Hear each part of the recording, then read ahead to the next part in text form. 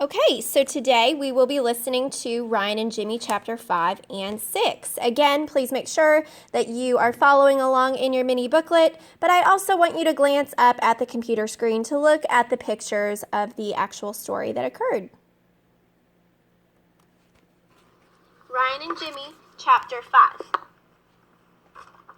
Screams pierced the night air, startling Jimmy out of a deep sleep. Shouting and yelling exploded at the doorway to his hut.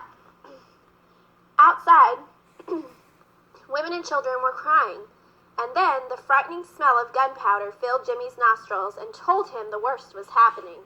The rebels were back in all their fury. That was especially bad news for Jimmy, because he was exactly the kind of person they were looking for. The Lord's Resistance Army, LRA, had been fighting a rebel war against the government of Uganda for almost 20 years. Forcing young children like Jimmy to become soldiers. The LRA hunted for children at night under cover of darkness. When villagers suspected an attack, they would send the children to nearby towns, where they came to be known as night commuters or into the woods.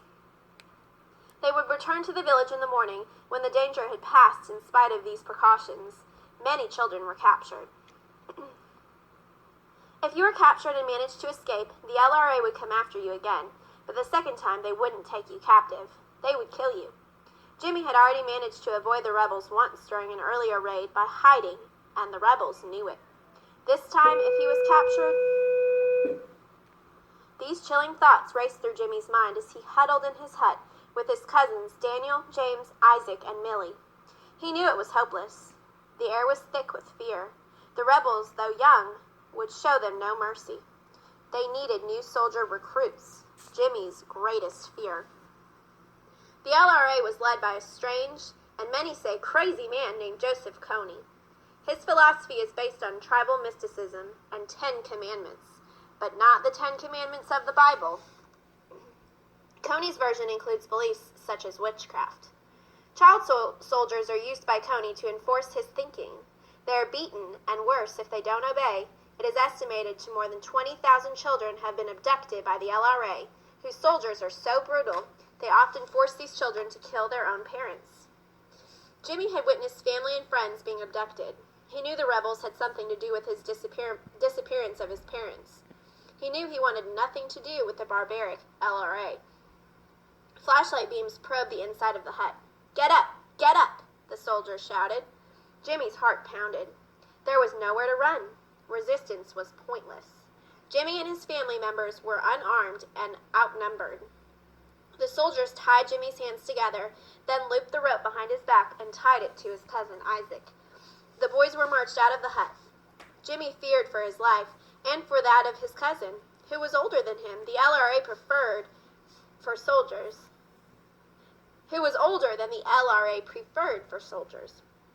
That could mean they would kill Isaac. As the captives were marched to the middle of the village, Jimmy noticed a tiny bit of slack in the rope tying his hands.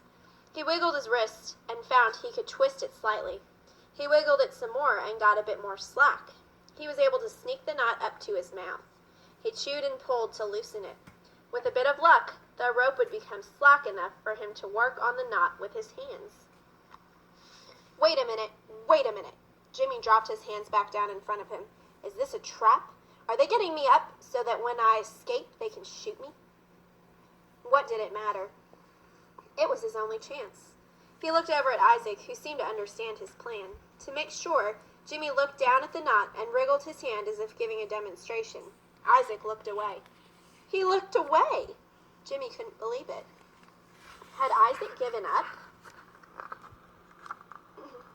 Jimmy had no time to come up with a new plan. In minutes, the rebels would lead the captives out of the village and begin the long trek deep into the wilds of northern Uganda. Jimmy started on the ropes again. With every movement of his hand, he seemed to get freer. Then, for no clear reason, Isaac gave a sudden start as if something had scared him. The movement caught a soldier's attention just as Jimmy was working on the rope. Had he been seen? If they discovered how close he was to breaking free, they'd shoot him on the spot. The soldier, barely older than Jimmy, approached them. He glared at Isaac with suspicion and gave him a shove, just to show him who was boss. Jimmy held his breath, expecting the worst. But the guard turned away and wandered back to join the other soldiers. Jimmy let out his breath. His attempts to free his hands had not been detected. A moment later, the order came for the prisoners to prepare to head out. Jimmy had to act. If he was going to make a break for it, it had to be here, in territory he knew like the back of his hand. That was his one advantage. As the line of prisoners started to move, Jimmy finally freed his hands. It was now or never. Again, he glanced over at Isaac, but his cousin made it clear he wasn't coming along. Jimmy was stunned. He would have to go it alone. Jimmy was in the middle of the group, far enough away from the soldiers at the front and back to make his break. He estimated there was a distance of about half a soccer field when he would be in the open before he reached the tall grass and bush. With luck and the element of surprise, he could be halfway there before anyone noticed. It would take all his running and dodging skills to save his life. This was it. Jimmy closed his eyes and gathered his courage. Then, feeling like he was going to throw up, he took off. 1 step, 2 steps, top speed. Halfway to the bush and still no response from the soldiers. It was just as he had hoped. Sweat poured off his forehead. Then came a shout, and within seconds a bullet whizzed by his head. Then another bullet, this time past his shoulder. He zigged and zagged and ducked. The soldiers were having trouble aiming at him. It was working. Jimmy heard soldiers running, but he had made it to the edge of the dense grass. He plunged in. Now it was advantage Jimmy. He knew every bump, bush, and hole. He ran until he was certain the rebels could not track him. Finally he collapsed to the ground, his thoughts still racing. I knew if I didn't run, they would kill me. I had one choice, run or be killed. That's why I ran. I knew they were bad, and even if they didn't kill me, they would have made me fight and kill my people. In the distance, Jimmy could still hear gunshots, but they were not getting closer. In time, the night grew still, interrupted only by the occasional gunshot. His breathing was slowing to a regular pace, as was his heartbeat. His forehead was cooling down. Scary thoughts stopped ping-ponging around his head.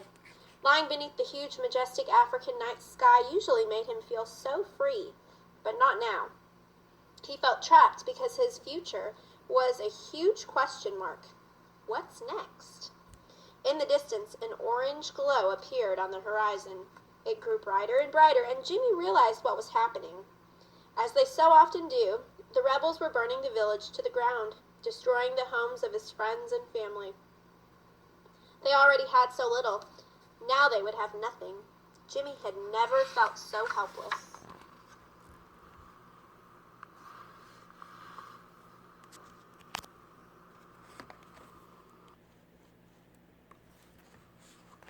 Ryan and Jimmy, Chapter 6. The Hurljacks were worried. Reports from Uganda were telling a frightening story. The rebels were raiding more often and deeper into northern Uganda, and they were all around Jimmy's village. Though he didn't understand everything, 11-year-old Ryan knew his pen pal Jimmy was in danger.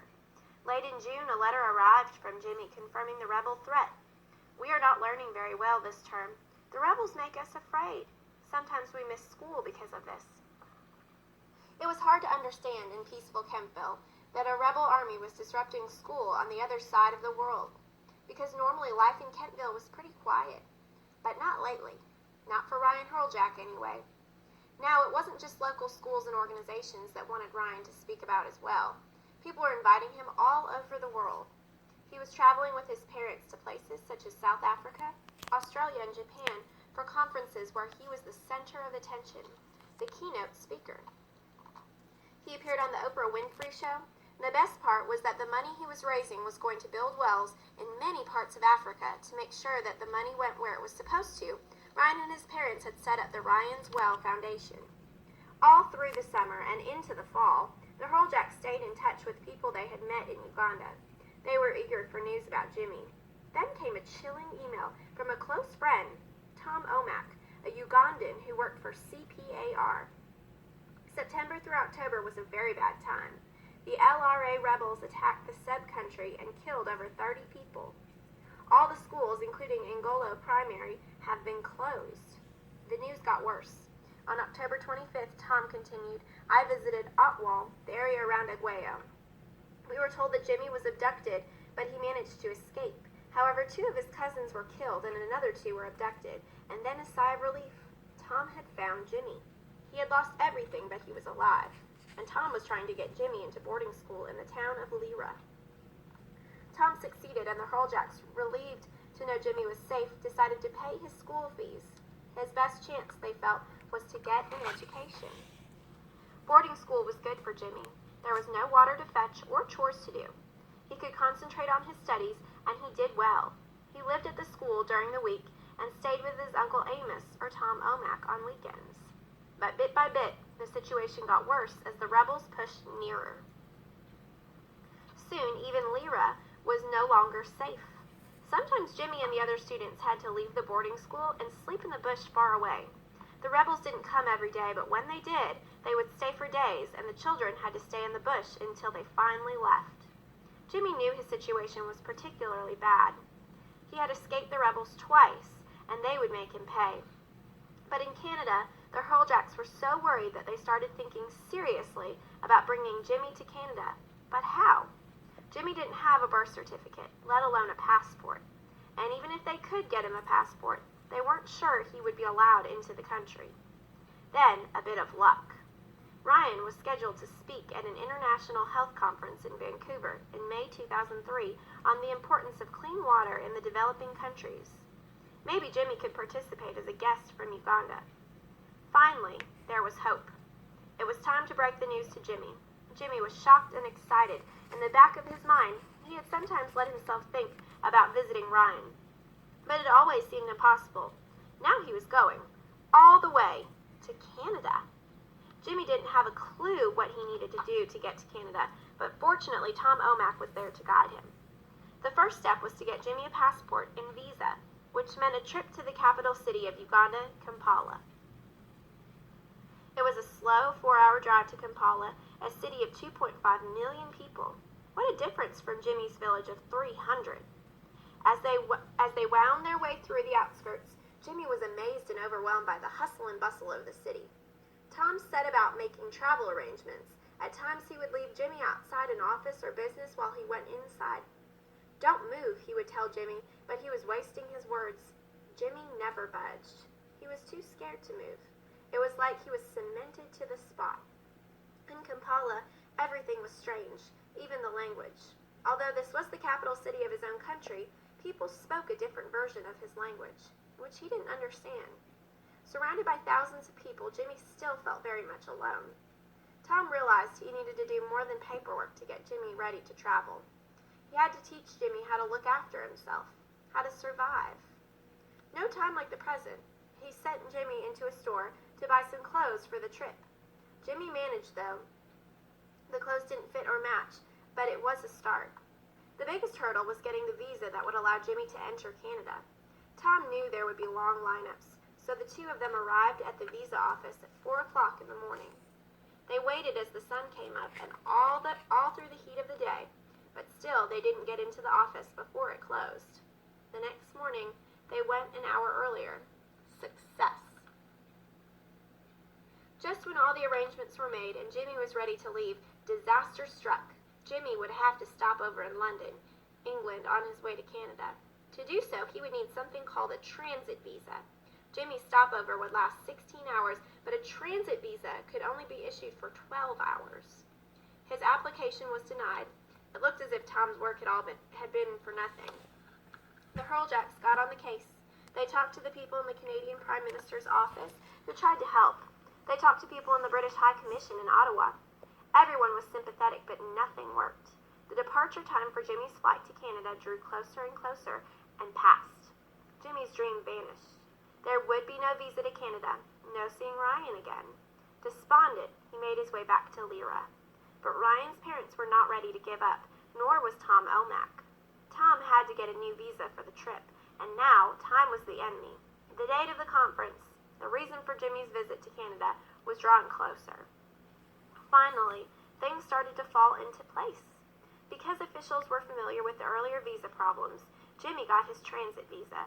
A new plane ticket was purchased, and everything was ready. There was just one minor detail. Jimmy was missing. He was not in his village, and they were having trouble finding him at his boarding school. Where was he? And could he be found in time for his flight? In Canada, it was a nail-biting time again, as the second departure date drew nearer. Then, the day before Jimmy was supposed to fly to Canada, they got word from Tom. Jimmy had been found. He would be on the plane. And that is the end of our chapters for the day.